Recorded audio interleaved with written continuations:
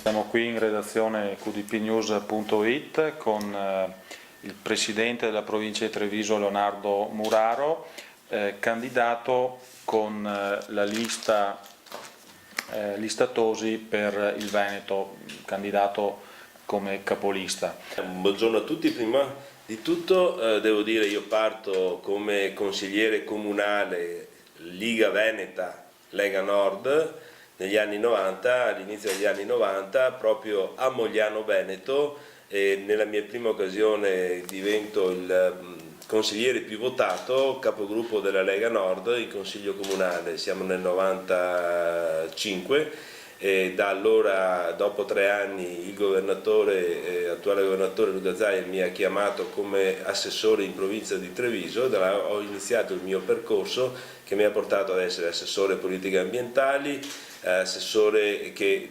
viene trasformato in vicepresidente nel 2002 con importanti deleghe sulla viabilità e mantenendo l'ambiente. Allora nel 2002 divento vicepresidente, nel 2005 Luca Zaia viene nominato vicegovernatore del Veneto, va in regione del Veneto, io divento presidente vicario per un anno. Nel 2006 vado alle votazioni come candidato a presidente, raggiungo oltre il 60% che viene confermato nel 2011 con un 59% di consensi e 30.000 preferenze personali. È un percorso che è sempre stato coerente e attinente. Diciamo che con la riforma Monti prima, Letta dopo, e ricordiamo che era una riforma anche partita dal governo Berlusconi, che si è conclusa in maniera tragica con Renzi, col famoso decreto legge trasformato in legge, la legge del Rio, aprile 2014. Di fatto le province vengono trasformate da organi elettivi di primo grado ad organi di secondo grado. Cosa significa? Vengono trasformate in consorzi, vengono trasformate in atto, in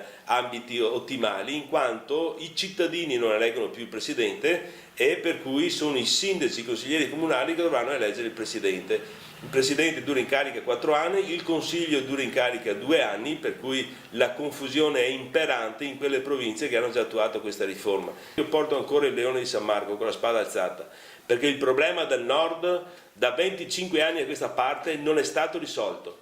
Tante chiacchiere, tante promesse dalla Repubblica del Nord alla Padania, alla macro regione, e siamo ancora nella situazione che i nostri sindaci, i nostri comuni vengono chiusi perché non hanno più i soldi per dare agli asili nido. Questa è la situazione. Questa è una proposta che sicuramente raggruppa delle idee diverse, raggruppa delle persone diverse, ma che deve avere un minimo comune multiplo di parte di tutti, che è quella di una riforma di basta parole e chiacchiere, ma di sostanza. E questa è la grande aspettativa che ha questo gruppo, che sotto, credo, una persona capace, una persona che ha dimostrato di saper fare, che ha una sua coerenza, Flavio Tosi, noi potremo aggregare a livello nazionale, non solo Veneto, questa proposta politica nell'interesse soprattutto del nord e della questione del nord, che è irrisolta dopo tante chiacchiere ma poca sostanza.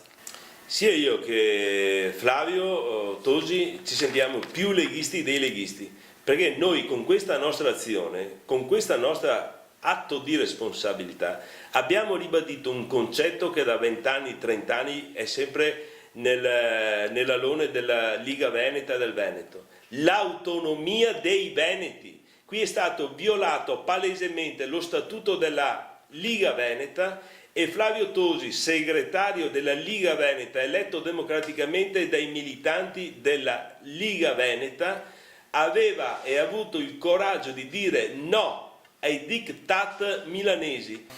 Ma le aspettative sono tante sicuramente, perché, come ripeto, è una sfida. Il sentore comune girando per le piazze è qualcosa che ti dà molta ma molta fiducia. Qui siamo a Treviso, una piazza difficilissima, però dall'altra parte sento tantissime persone, compresi anche amici di tante lotte, che dicono: io non ho avuto il tuo coraggio, però ti sostengo, però vi sosteniamo. Allora questa credo che sia un'apripista. Noi siamo come una nave che romperà il ghiaccio e dietro a noi sicuramente ci saranno tante altre persone che verranno in questo progetto che riguarda l'autonomia, che riguarda la autorevolezza di un Veneto che deve avere amministratori che abbiano il coraggio di governare nel fare e non solo nel comunicare. Noi siamo amministratori e quasi tutta la nostra forza è composta da amministratori che hanno l'esperienza del fare e che hanno dimostrato di saper fare. Un invito che posso fare a tutti i miei concittadini: lista Tosi, preferenza a Muraro.